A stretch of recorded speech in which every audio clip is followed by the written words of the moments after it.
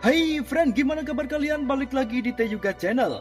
Di kesempatan kali ini, saya telah merangkum sebuah film action terbaru yang berjudul The Princess. Pada umumnya, seorang princess atau seorang putri selalu bersikap anggun dan lemah lembut. Namun berbeda dengan putri raja yang satu ini.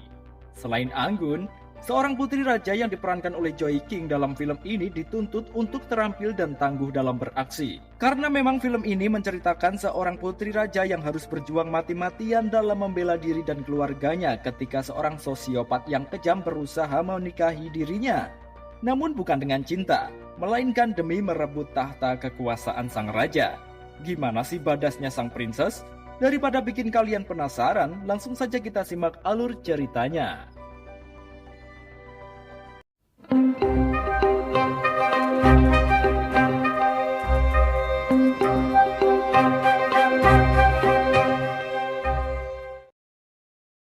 Kisah diawali dengan diperlihatkan seorang putri yang tertidur di dalam menara kastil milik ayahnya. Ketika terbangun, rupanya tangan putri cantik tersebut dalam kondisi terantai. Dia berusaha mengingat apa yang terjadi sebelumnya. Dia juga tak menyadari bahwa dia berada di dalam menara istana. Sang putri berusaha keluar namun pintunya terkunci. Dari luar terdengar suara seseorang menuju kamarnya. Ternyata dua orang gladiator masuk ke kamar sang putri, dan sang putri pura-pura tidur kembali. Ketika salah satu dari mereka akan menciumnya, sang putri terbangun dan menghantam wajah gladiator tersebut dengan kepalanya. Dia juga nekat melepas rantai di tangannya dan melawan kedua pria mesum tersebut. Meskipun sang putri berpenampilan anggun, dia berhasil mengalahkan salah satu dari gladiator tersebut dengan menusukkan sumpit rambutnya di mata pria tersebut. Lalu dia harus melawan gladiator yang satunya. Dengan pontang-panting, sang putri harus mengerahkan tenaganya untuk menghajar pria gagah itu. Saat pria tersebut berada di tepi jendela menara, sang putri pun menendang lawannya hingga terlempar keluar dari menara istana.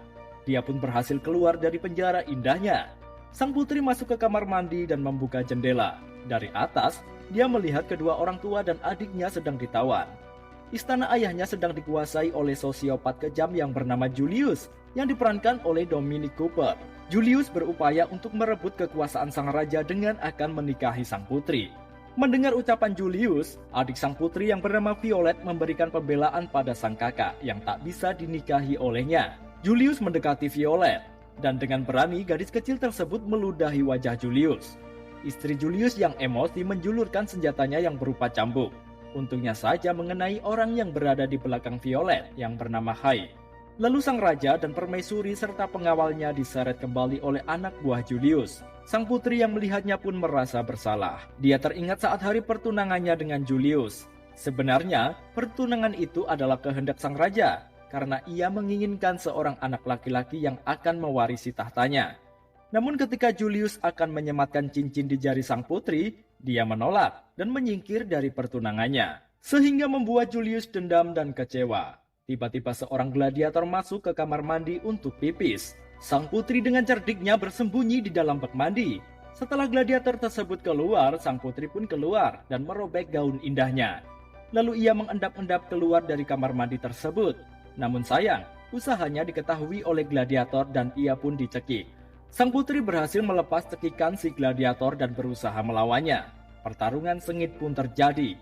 Sang putri yang tak kehabisan akal nekat naik ke pundak gladiator dan melepas topeng besinya yang bertanduk. Lalu sang putri menusukkan tanduk topeng tersebut ke punggung gladiator hingga tewas. Sang putri pun kembali selamat. Dengan masih memegang topeng bertanduk, sang putri teringat dengan seorang wanita yang bernama Lin yang mengajarinya ilmu bela diri di saat dia kecil. Ketika itu, sang ibu yang sedang hamil adik sang putri menghampirinya saat ia berlatih. Sang ibu dengan yakin mengandung bayi laki-laki seperti yang diinginkan di kerajaan. Sang ibu meminta sang putri untuk terus belajar dan berlatih demi masa depan keluarganya. Selanjutnya pengawal Julius membawa mayat anak buahnya yang dibunuh sang putri pertama kali ke hadapannya. Julius mengira anak buahnya tewas jatuh dari menara, namun tidak menurut istri Julius. Dengan melihat memar di badannya, istri Julius menduga bahwa dia tewas dibunuh. Setelah itu pengawal Julius yang bernama Kur menyuruh penjaga yang gendut untuk memeriksa menara. Sementara sang putri mengendap-endap masuk ke ruang tenun. Di sana dia beristirahat sejenak dan merobek lengan gaunnya. Tiba-tiba terdengar suara seseorang menuju kamar tersebut. Sang putri buru-buru bersembunyi dan mengambil tongkat kayu. Ketika mereka masuk, sang putri menusukkan kayu tersebut dan mengikat pria lainnya dengan tali pengikat pinggang gaunnya.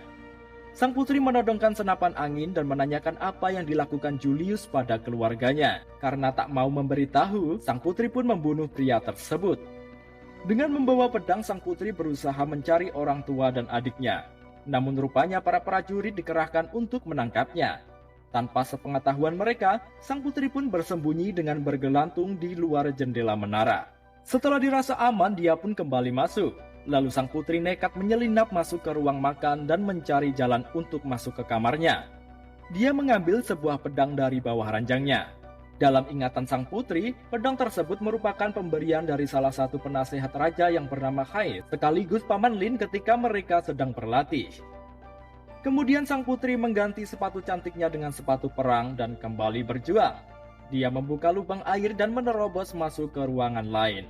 Sayangnya, pas ia masuk, sang putri diketahui penjaga dan harus bertempur lagi. Sementara Julius bertemu dengan sang raja. Sang raja meminta Julius untuk mencari solusi bersama-sama. Karena pengkhianatan hanya akan menyebabkan lebih banyak pertumpahan darah. Namun Julius menolak permintaan sang raja. Sedangkan sang putri yang masih bertarung berhasil melemparkan minyak ke badan penjaga dan membakarnya. Dan mayatnya jatuh tepat di hadapan mata Julius. Julius pun dengan tegas menyuruh pengawalnya untuk memeriksa menara kembali. Dan sang putri kini harus menghadapi musuh yang lebih banyak. Sang putri merontokkan kalung berlian di lehernya dan melemparkan di lantai sehingga membuat para penjaga yang akan melawannya terjatuh. Dia kembali berlari tapi dia terkepung dan menerima sabetan senjata di perutnya. Karena tidak ada jalan lain, sang putri nekat mendorong salah satu musuhnya dan menjatuhkan diri dari menara. Saat dia akan kabur, rupanya pasukan musuh datang lebih banyak lagi. Dengan sigap, sang putri melompat dari jendela menara dan bergelantungan pada kain yang menjulur dari atas menara tersebut. Dia mengayunkan kain tersebut dan berhasil masuk ke sebuah kamar. Sang putri mulai lemah akibat luka di perutnya. Kemudian dia teringat pembicaraan kedua orang tuanya yang membahas pernikahannya dengan Julius. Sang ayah terpaksa melakukan itu karena dia menganggap Julius adalah orang yang ideal dan merupakan tuan terhormat yang bisa mengembalikan kehormatan sang raja di mata orang-orang yang meragukannya. Selain itu, alasan lainnya, sang raja tak memiliki anak laki-laki sebagai pewaris, sehingga Juliuslah yang akan menerimanya jika berhasil menikah dengan sang putri. Sang putri yang mendengar hal itu langsung menghampiri orang tuanya dan meminta izin berlatih bela diri agar bisa jadi pewaris. Namun sang ayah menolak, karena menurutnya keputusan sang putri hanya akan membawanya ke dalam kematian. Dan sang putri juga menolak perjodohan yang dilakukan sang ayah. Tiba-tiba seseorang masuk ke tempat persembunyian sang putri. Ketika ia menariknya, ternyata yang datang adalah Lin. Melihat tuan putri terluka, Lin pun mengobati lukanya. Lin juga bercerita bahwa pasukan Julius menyerbu istana di malam hari. Lin juga berjanji akan membantu sang putri. Mereka masuk ke dapur dan menghabisi para penjahat yang ada di sana. You want me, love?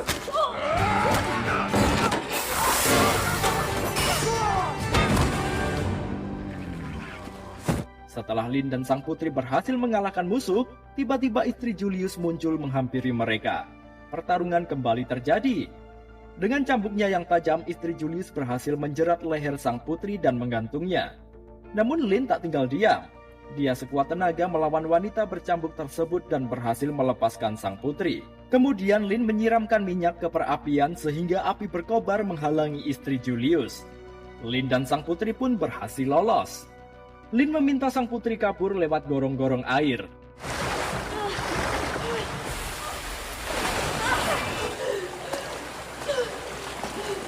Sementara dia kembali menghadapi istri Julius, sang putri berhasil menemukan jalan menuju penjara di mana keluarganya ditahan. Di depan penjara tersebut, dijaga 3 orang pengawal yang sedang mabuk-mabukan.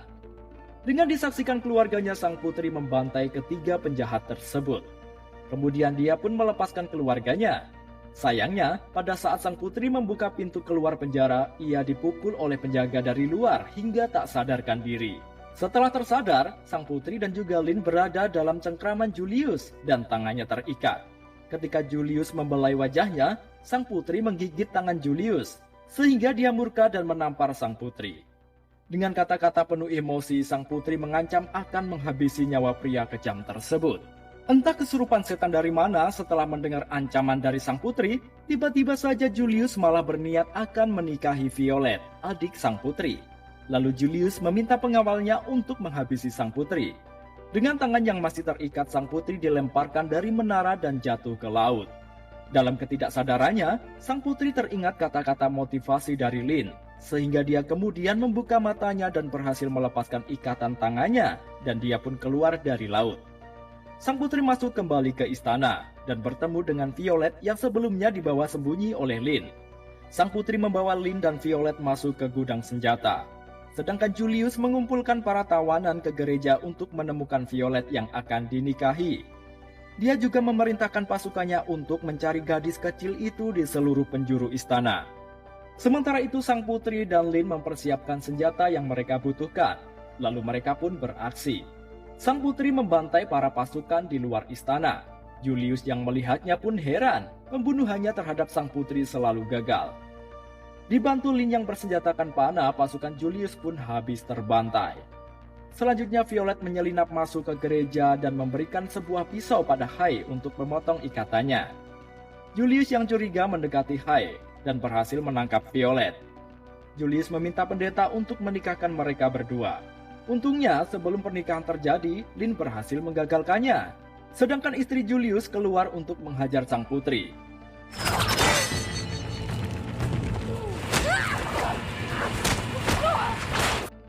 Dengan tenaga yang badas, sang putri akhirnya dapat menewaskan wanita bercambuk tersebut.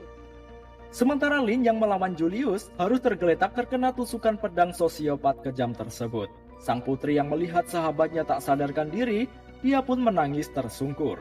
Kemudian dia menyuruh keluarganya pergi ke tempat yang aman, sedangkan dia akan menghadapi Julius. Pertarungan sengit di antara mereka pun terjadi. Berulang kali sang putri mengalami kekalahan dari Julius, hingga dia dilempar keluar dari istana dan ditodong pedang di hadapan rakyat dan orang tuanya. Dengan percaya dirinya, Julius mengklaim bahwa dirinya telah menjadi raja baru di istana ayah sang putri. Kemudian dengan fokus, sang putri dapat merebut pedang dari Julius dan menebaskannya di leher pria kejam tersebut hingga putus. Akhirnya keluarga sang putri dan juga istana terselamatkan. Sang putri memberikan mahkota raja yang sebelumnya dirampas oleh Julius pada sang ayah. Lalu sang raja memutuskan bahwa sang putri telah menjadi pewaris tahta kerajaan. Sang raja begitu bangga dengan sang putri dan menyesal karena tidak mempercayainya. Semua rakyat bersorak gembira menyambut kemenangan itu. Di akhir scene, sang putri menghampiri Lin yang rupanya masih hidup. Mereka pun berpelukan. Kini mereka pun hidup tenang dan bahagia dan film pun berakhir. Itu tadi friend alur cerita film The Princess yang penuh aksi. Semoga bisa jadi referensi tontonan rebahan kalian di rumah ya. Saya akhiri dulu, sampai jumpa.